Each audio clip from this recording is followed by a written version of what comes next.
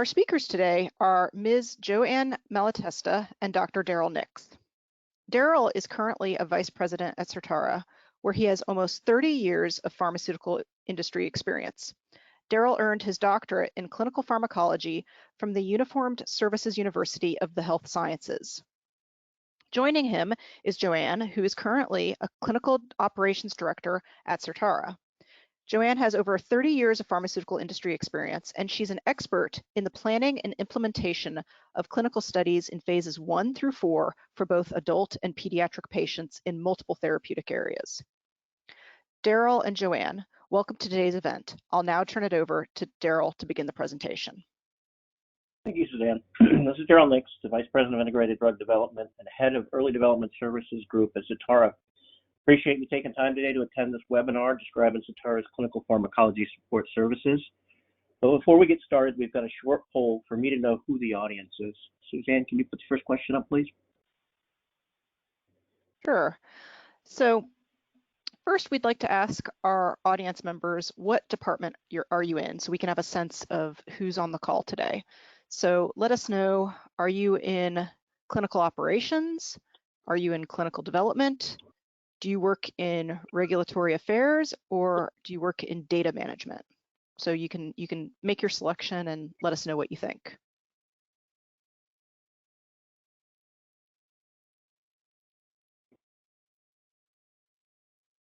I see some of the responses are coming in. I'll give folks just a few more seconds to vote, and then I'll share with you the results. Okay, well, it looks like most people have voted, so I'm going to close this poll and let's share the results. So it looks like most people on this call, the vast majority are clinical developers, but we also have a few folks in clinical operations, so that's interesting. And we have a very small number of folks in data management and no one in regulatory affairs, so that's interesting.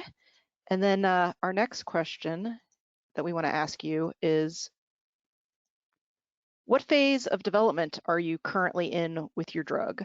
Is your program still in preclinical? Are you working on your phase 1 studies? Or are you in later development, phase 2 or phase 3? So let us know.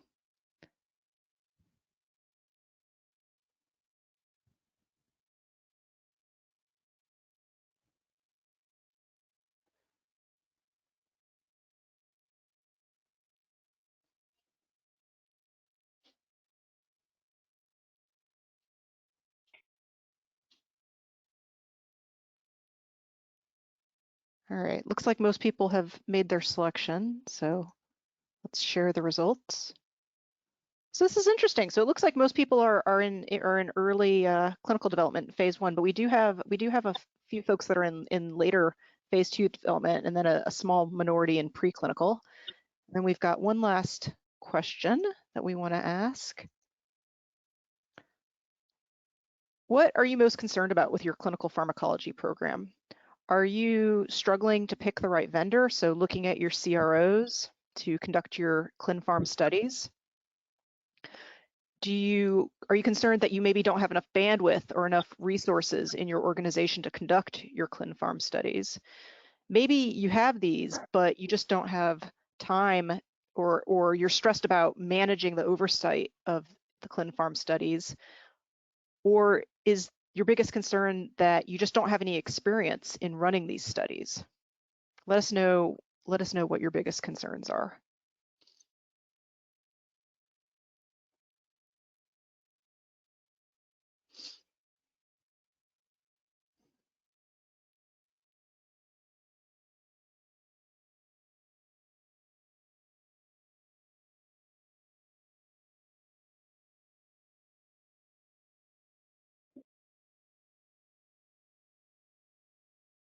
We'll just close this in just a second. It looks like most people have voted.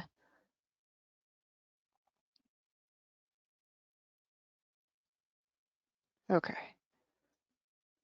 All right, so it looks like most people, it's a lack of experience. So that's great to know. We certainly have a lot of experience in running these studies at Certara, and I'm sure Daryl and Joanne will have a lot to share with you on that point. But it looks like managing oversight of these studies and not enough bandwidth are also concerns for this audience. So with that, I'm gonna stop and I'm gonna turn it back over to Daryl to start his part of the presentation.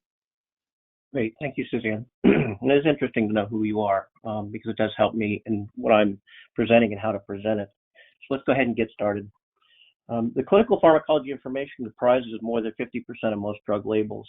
These can be warnings, contraindications, and precautions, special populations like organ dysfunction or pediatric or geriatric populations, drug-drug interactions, and clinical pharmacology characterizations of the PK and ADME properties of your compound and so on. So they're a fairly important part of your drug label. Clinical pharmacology study plan is needed to support registration of a drug. And most bigger companies will have this baked into the overall development plan pretty early on. But the smaller companies often get here by conducting what's called a gap analysis, where they identify potential liabilities that can be addressed either through in silico studies like modeling and simulation, or need to be done by conducting clinical pharmacology studies. And your development strategy is going to be unique. Your CP studies are a required component of nearly all drug development programs, and we can support early development, first in human studies, or as needed, the label claim studies. The label claim studies are often pushed to the near registration phase, adding stress to internal resources in smaller mid-sized companies who are pretty much focused on ongoing registration studies. The studies are designed to further characterize the properties of your drug. Designs are based on known drug characteristics, typically DMPK liabilities. Study designs can be optimized by incorporation of multiple objectives into a single study, like adding a food effect arm to a drug-drug interaction study. Typical clinical pharmacology studies include food effect studies, cardiovascular safety, bioequivalence or bioavailability, human AME, drug-drug interactions, and as I said, special populations. But we can also support the non-label studies, your SAD-MAD, or unique designs, where we take a SAD first in human normal volunteer population and then go directly into our MAD in a patient population.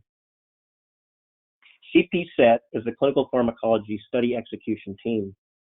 Certara CP set represents a specialized support offering where we take some or all aspects of study oversight, request for bids, plan studies, oversee their conduct, analyze results, and write the clinical study report. These are tailored specifically to the needs and capabilities of each company. These are clinical pharmacologist-led studies. The studies are fundamentally distinct from different from later phase studies. They're designed to describe specific characteristics or liabilities of a drug, and the study population is more controlled, allowing for more robust data collection through greater sampling density than is done in patient studies. It's essential to understand the regulatory guidances for appropriate study design and data analysis. We are the functional experts experienced in design and conduct of clinical pharmacology studies, and our experience results in increased efficiency from study planning through the completion of the CSR. The general CP set project elements are described in this graphic, and there's a lot of different ways to arrange these into a flow chart, but they describe the areas where support is provided by Certara. And some of these will go into a bit more detail when Joanne gets her portion of the presentation. These are the CP set support roles. Study activities are led by functional experts with experience in clinical pharmacology studies. Generally, the studies are Clin Pharm and Clin Ops led, with others adding support to key areas and activities like project management, programming, pharmacometrics, and biostatistics. Certara can leverage its experience with phase 1 units and CROs to provide flexible solutions to fit client needs. A streamlined bid process with RFPs and bid comparisons to make recommendations for CRO selection. During the CRO selection phase, we can work with the CROs to ensure timelines for your clinical development milestones. Early interaction with the phase 1 unit provides feedback critical to ensuring appropriate and feasible study assessments, study population criteria, robust and quality data capture. And it's important to factor into the IND update and FDA review into your timelines as part of the study startup. During study startup and conduct, we provide dedicated clinical pharmacology and operations oversight to ensure studies are conducted appropriately and any potential issues are immediately addressed. Our familiarity with the CRO process has streamlined study startup timelines. We also find that protocol writing timelines are more efficient when starting with a Certara protocol synopsis.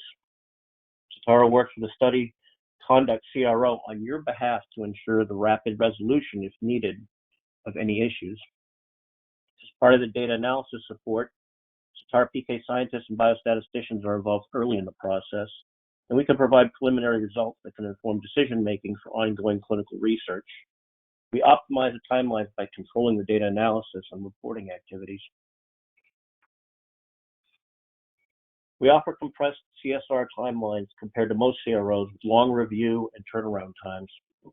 We can lead regulatory and IB updates and inform design of future clinical studies, adjusting inclusion-exclusion criteria, con-meds, i.e. proton pump inhibitors oncology studies, and inform sparse sampling designs for later phase population PK analysis, and also provide drug administration device, for instance, food effects for BID dosing. These are all materials for your ECD section 2.7.2, your drug labeling. I'm now going to turn over to Joanne for her to describe some of the clinical operations support.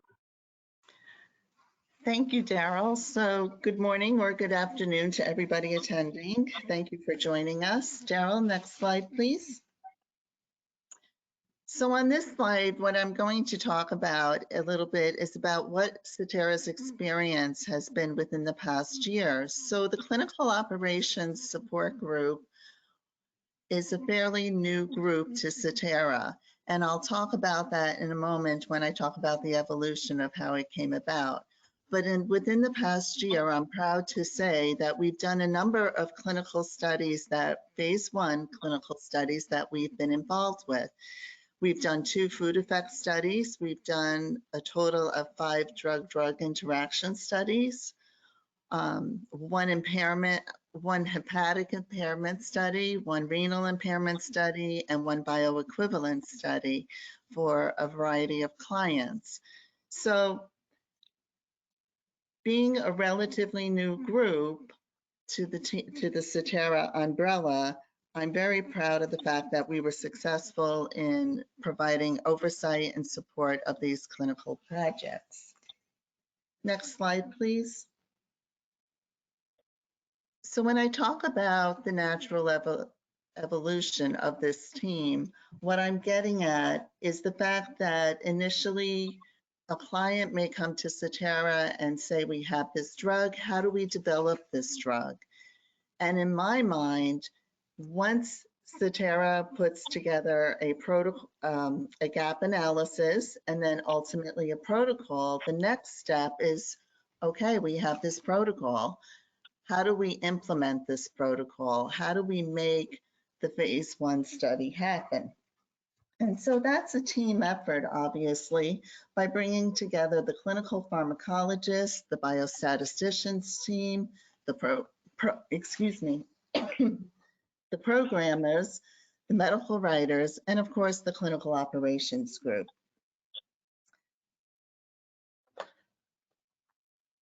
We want to work as a partner. So to me, this is also a partnership between Certara and the potential sponsor company.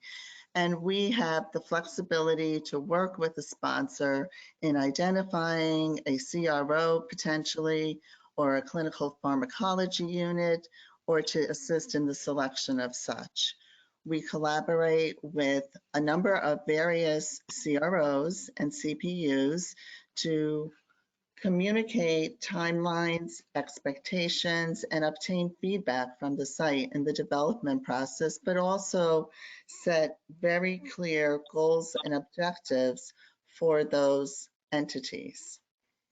So what I'm going to talk about next, I'm going to focus on 4 particular areas: the study startup activities, the clinical or ongoing study oversight of the project, study completion, and then touch briefly on programming and statistical support.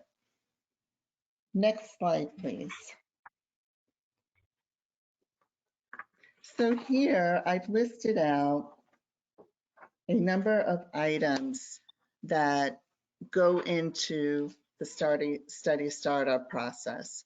So you have your final protocol, you have a synopsis, it's developed into a final protocol, it looks good, you're ready to get started. So what happens next? So let's talk about the transfer of, there are a number of activities actually, but the transfer of regulatory obligations is generally the responsibility of the sponsor company, but portions or all of it may be delegated, whether it be to a CRO or to Cetera. So there are several main components of that. We call it a TORO. We abbreviate it. So just so if I refer to TORO, you'll know what I'm talking about. So it identifies the regulatory responsibilities for the trial, who's responsible for that, whether it be, as I said, the CRO, Cetera, or the sponsor company, selection of investigators and monitors, and that's where the identification of qualified individuals to conduct the study, and that also includes not only investigators, but the study monitors as well. The completion of the Form 1572 by the investigator and ensuring that the investigator understands what his or her responsibilities are when they complete or sign off on that Form 1572. Review of ongoing investigations. That could be the monitoring of the project, medical expertise, securing investigator oversight per the obligations listed on the Form 1572, record keeping and retention, disposition of unused supply of investigational product, the writing of the protocol or any changes to the protocol obviously would need to be done within the content of a protocol amendment. And then oversight analysis and medical writing. And that could include the statistical analysis plan, the stat analysis, PK interpretations, tables, listings, and figures, the clinical study report, ADAM and SDTM data sets that are CDISC compliant. Case report form development. So in today's world, I think, at least in my experience over the last 10 years at least, most companies are using electronic case report forms. Some companies, smaller companies, may still use paper, and that's perfectly acceptable. But it's important when developing the case report form that all relevant pieces of information identified within the protocol are captured or addressed within the case report form that is used to collect the data. Cetera, our team here at Cetera, we will also review the case report form templates to assist in user acceptance testing and to provide feedback along with edit checks that are currently written for the ECRF. Identification, creation, review of study plans and manuals. This is a very large task, to say the very least. So we can assist, and we have experience in not only writing, but reviewing these documents to ensure that all necessary components are present. So for example, in the informed consent check, in the informed consent form, if we always complete an informed consent checklist, which is compliant with the Code of Federal Regulations, Part 50 of required elements that are necessary to be incorporated within an informed consent. There are a number of study manuals that may need to be created depending on the complexity of the study. And that could be a study operations manual, it could be a pharmacy manual, it could be the medical monitoring plan. It could be the safety management plan. One plan that I do like to spend a little bit of time just talking about is the monitoring plan. And it's important for the monitors, whether they're internal to your company or part of a CRO, it's important that those individuals are well trained and understand the processes for your clinical study, because they're your first line of defense. They're your representation when they go to the study sites. I'll also touch base on a risk mitigation and management plan, and I have that a little bit later in the presentation under oversight as well. And what's important with the risk mitigation and management plan is that a organization, it's important for them to identify early on before the start of the study what's going on, what potential problems could they run into? Will they get a last minute notice that the drug wasn't labeled properly and they can't ship investigational product to the site, and you've got subjects ready, lined up, coming in for dosing? So how do you address that? How do you alleviate that potential issue? I know this past year with the pandemic, it's been a little bit of a challenge with COVID-19, sometimes in fulfilling these studies because of restrictions across various states.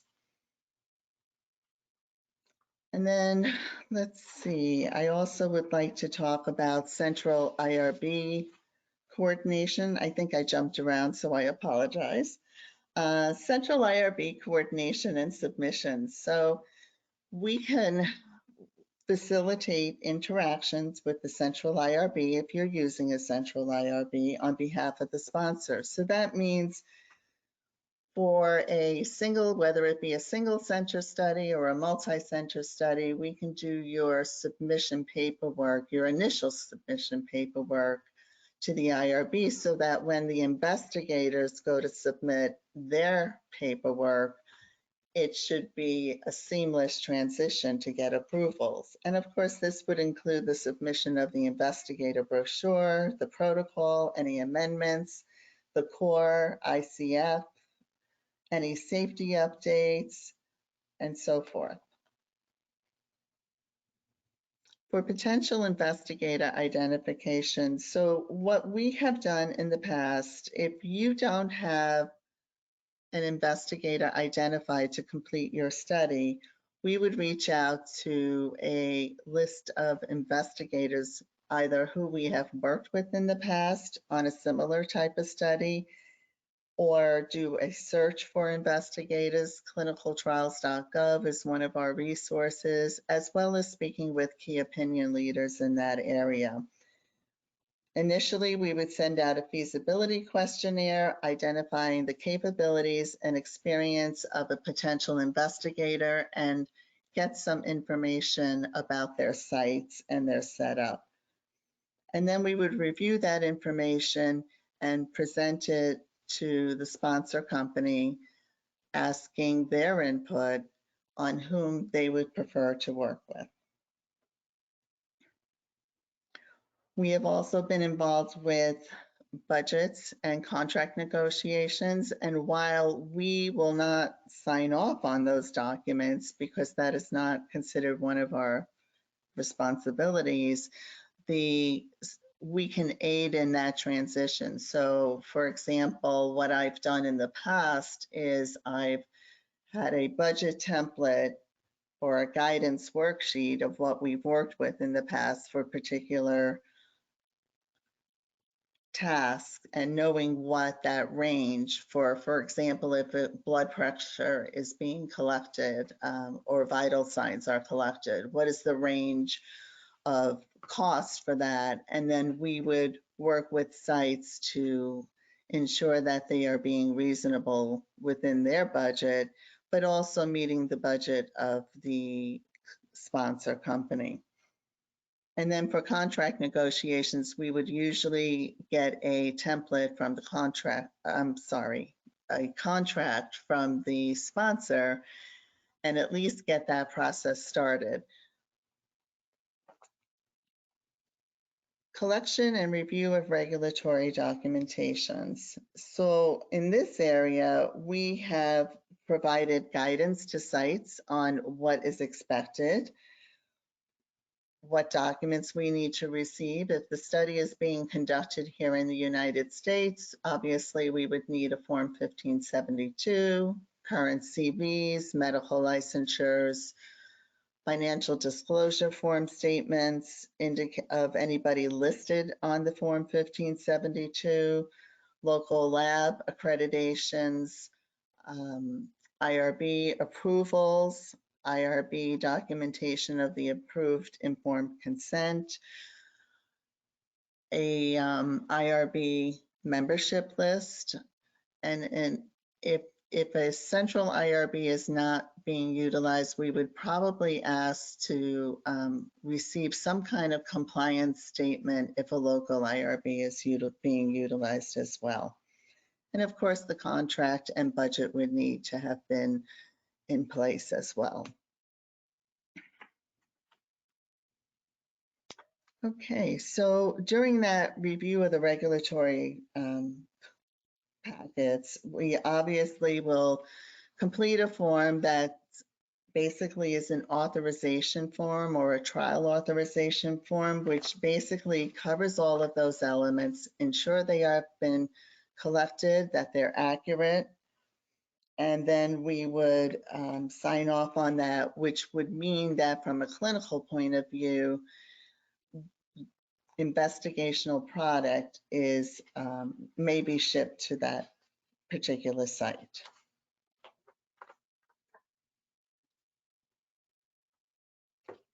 Okay. Let's see, coordination of shipment of study supplies, investigational products. So that's that form I was just talking about. And then we'll talk a little bit about team training. So this is a very important aspect and sometimes tends to get overlooked, at least in the documentation aspect of things. So not only for the internal staff and the monitoring staff, but also this would include training for the site staff as well, ensuring that there are appropriate training documents in place.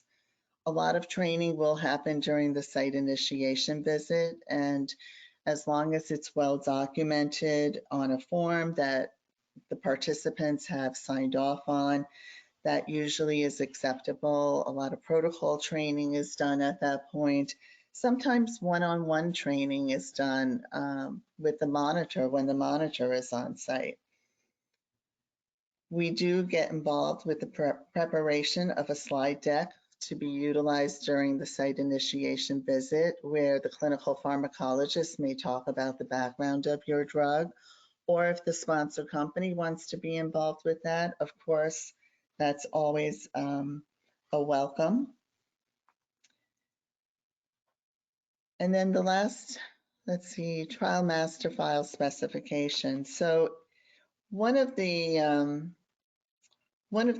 items that have been identified in previous audits is that the appropriate documentation is not maintained in the trial master file. So this is really an important element for sponsors to take into considerations. I know a lot of sponsors may not have the ability to have an eTMF file. If they have a paper file method of collecting their documents, that works as well. But we would put together or work with you to have an eTMF plan in place and an index for filing of the trial master file documentation so that it's consistent across your studies. Okay.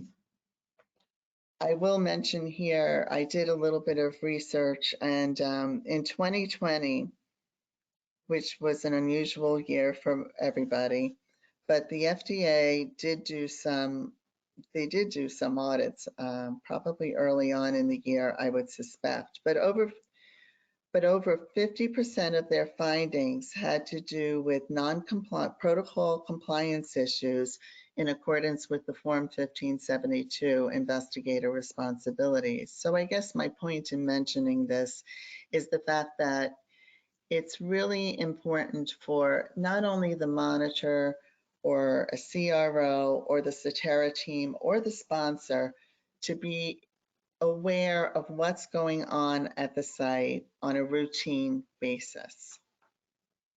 Next slide, please, Daryl. So communication is really key in this collaboration. So we have provided diligent management oversight by providing qualified and responsible individuals to govern this process. So the communication plan identifies who is responsible for what methods of communication are being utilized. It also is a proactive tool that we communicate with sites frequently to know the status of subjects' enrollment, reasons for screen failures, reasons for dropouts. Any escalation of issues should be identified in the communication plan, meaning if there was an issue, let's say, for example, certain PK samples weren't collected at the correct time point or were not collected at all, is that something that the sponsor would want to know about right away? And so there would need to be an escalation plan in place for that. We do team meetings. We usually do team meetings on a weekly basis between ourselves and the sponsor company, and meeting minutes are generated for those discussions, as well as if you are utilizing a CRO to do the monitoring of your study or maintaining your database, we would also do team meetings with the CRO as well and facilitate any issues or items that may come up. Coordination between the teams is also very critical. So we generate a project team list. We ensure that everybody has been adequately trained.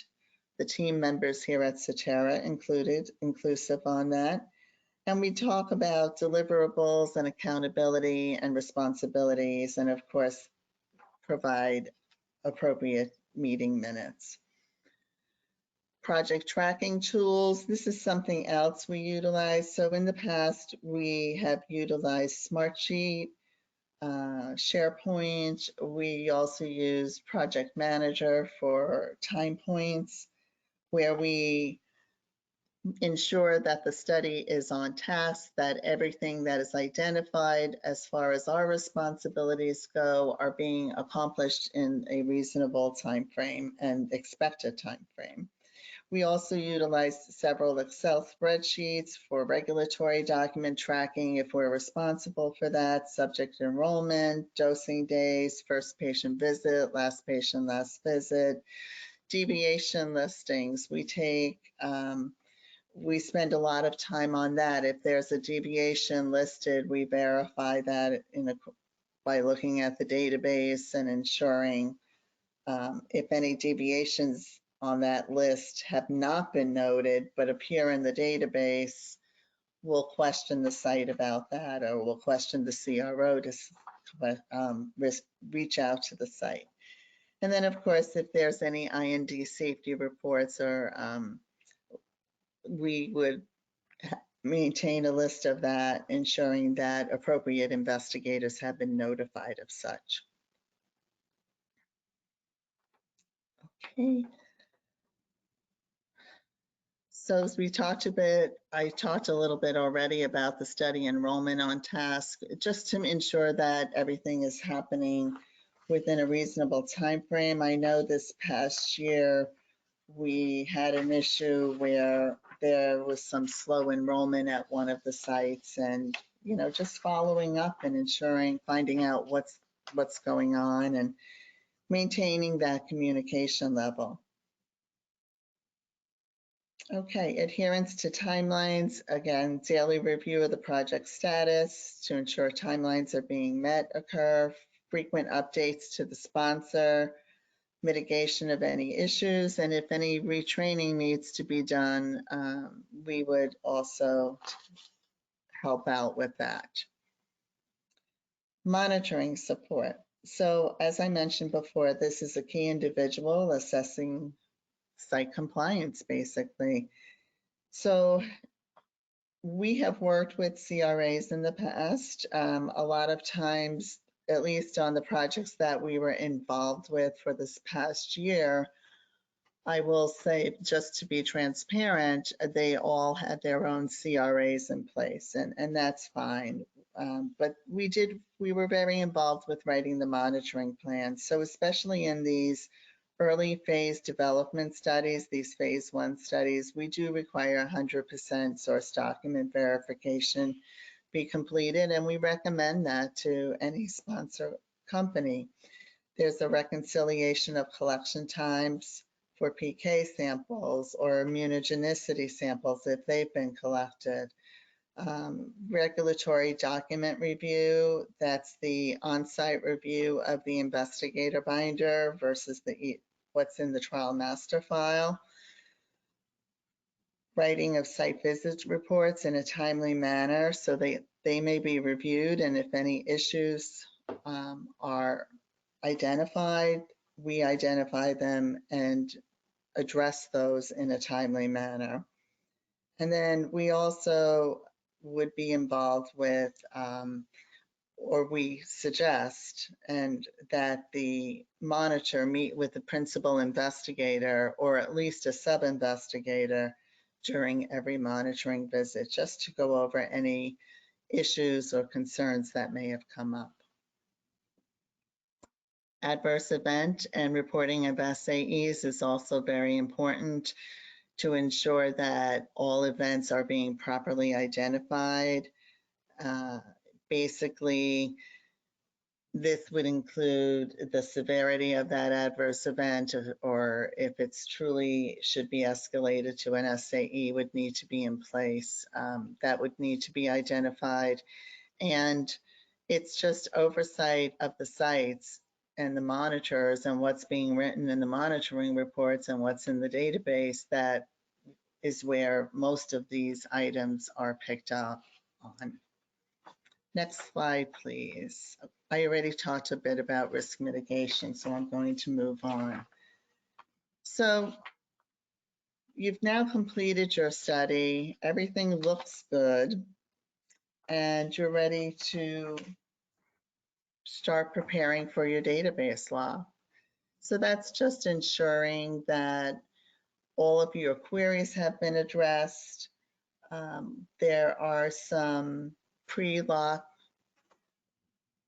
reviews that occur in the background that's available to us usually. So we will usually get a scientific review listing report, and we'll look that over to ensure that all protocol deviations, for example, have they all been reported? Have all AEs been reported in the case report form, that type of thing. So it's a nice overview of what's been documented so far. Review of drug accountability records, one of the things we also are involved with, and while this is mostly takes place at the site level, we usually ask for a copy of the investigational product accountability log and the dispensing log and the temperature logs to ensure basically that the study drug was stored under the proper temperature conditions, and if there's been any temperature excursions, that has been identified and duly noted. We also look at the accountability log just to say, this is what's been shipped to the site, this is what's been dispensed to subjects, and this is what should be left. And then most companies, it depends on your organization, but most sponsors will, if for unused study drug, they will depending on your SOP or the site's SOP, will allow for the destruction of study drug to be either sent to a third-party vendor for destruction or disposal, or in accordance with the site's SOPs. But it just depends on what your policies are. And we would ensure that ultimately, if it was sent to a third-party vendor to do that destruction, we would ensure that a certificate of destruction has been collected and filed in the TMF. And then we also do a review of the trial master file, where we would ensure that basically all the necessary components of that file, or the items identified in the trial master file index, have been collected, and basically ensure that that file is pretty much audit ready. And then we also encourage the sponsor company to do their due diligence as well. And usually their QA department will do a portion of that file review.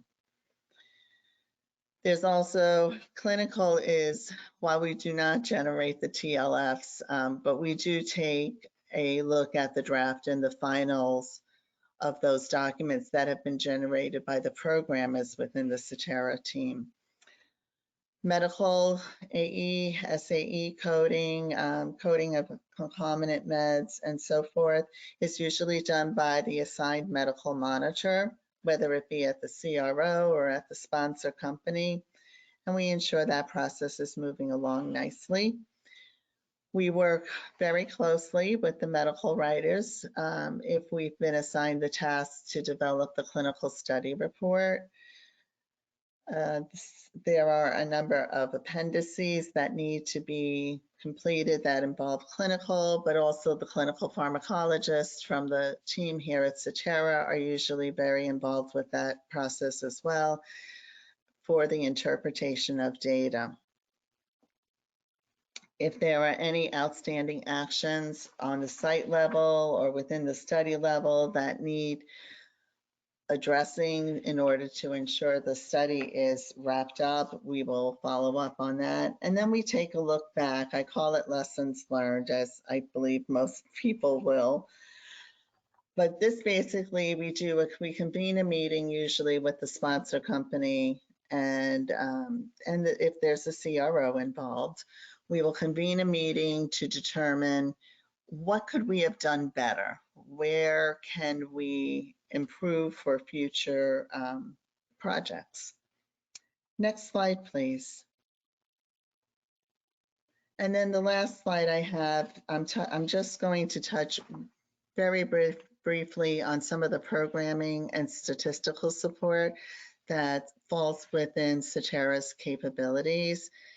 So obviously, when developing a protocol, it's very important to get a statistician involved early on, because they're going to tell you, depending on what the project is and what phase of development you're in, if you have enough power for your program. Are you answering the questions adequately that you're asking? They will also generate a randomization list if need be. I know some of the healthy volunteer studies, some of them are open label, so it may not be applicable to some of those studies, but there are also some randomization sequences that may need to be identified within a phase 1 study. They'll develop the statistical analysis plan and the tables, listing, and figures shells. They'll also review that data for consistency and scientific integrity. And then they'll also work on the SDTM and the ADAM specifications for data sets and programming of those data sets, and then also the programming of the TLFs. Define and reviewers guide packages. Statisticians will also be involved with that. And then if there's a data monitoring committee for your particular study, or a safety review committee or a data safety monitoring board. They'll participate in that as needed, whether it be on a blinded or unblinded basis. So one of the things I will mention here, pediatric studies usually do require some kind of safety oversight. So regardless of your phase of study, that will always happen, or that should always be in place. That's my last slide, I think. Next slide, please. And I'll give it back Thank you, to you. Joanne. Thank you. Great, thanks. So why wouldn't you just go to straight to a CRO and cut out Certara? We're not a CRO, we're a neutral party. We collaborate with all the well-known CROs, but we don't represent them. And Joanne used a great word when she was describing this process as a collaboration. This really is a collaboration between Certara, the study conduct CRO, and the sponsor. We'll tailor the designs of your study based on your drug's characteristics to support a label, because our goal is for you to be successful. As a smaller biotech company, you may have limited clinical pharmacology experience, and we bring the experience. And in the bigger companies, it may just be a matter of lacking the bandwidth because of competing activities. We're not just label claim study support either. We do support the first-in-human SAD/MAD and unique designs of studies to get into patients quicker.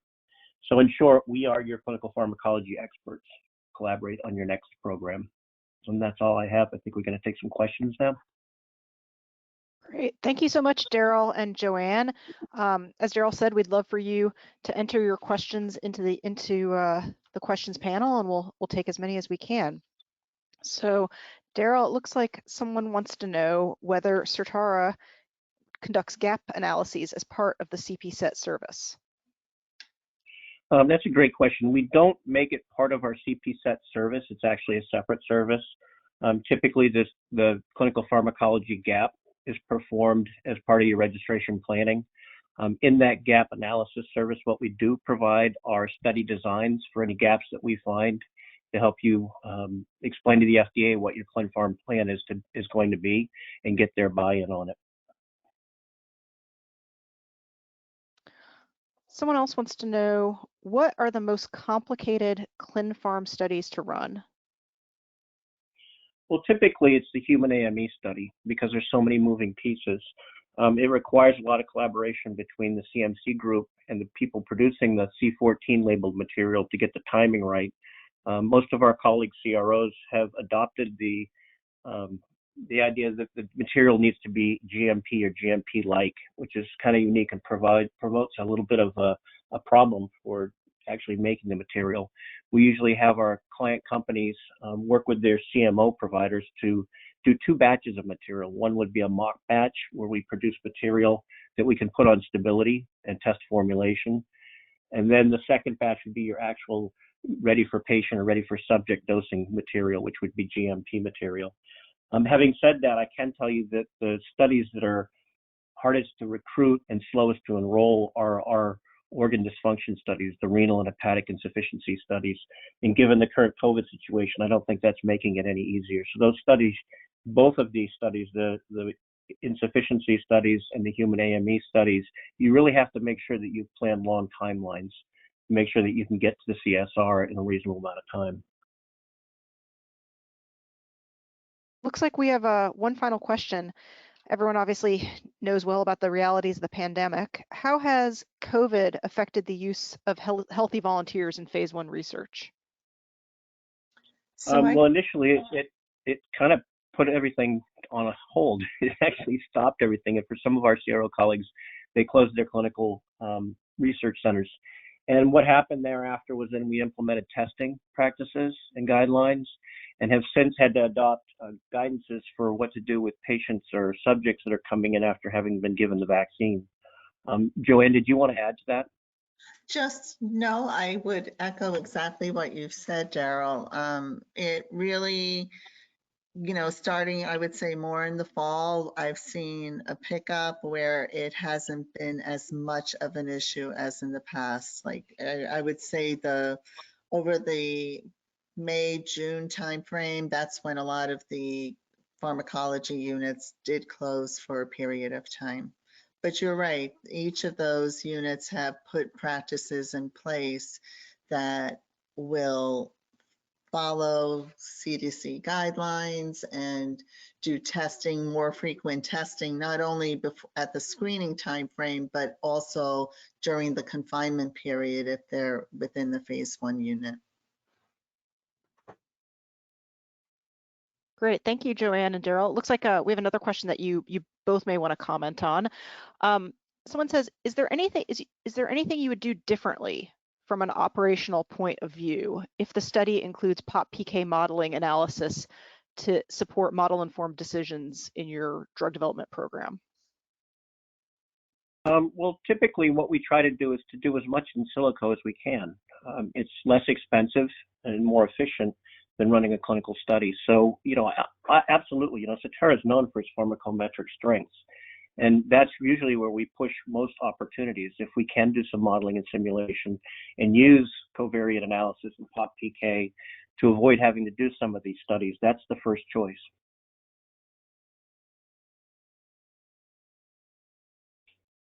Joanne, did you want to comment on that? There's a question for you that just came in also. Nope, I think Daryl said it very nicely. And we especially try to do that in pediatric studies as well, just to minimize. Yeah, excellent. Joanne, are there any strategies that you can employ to improve study population recruiting?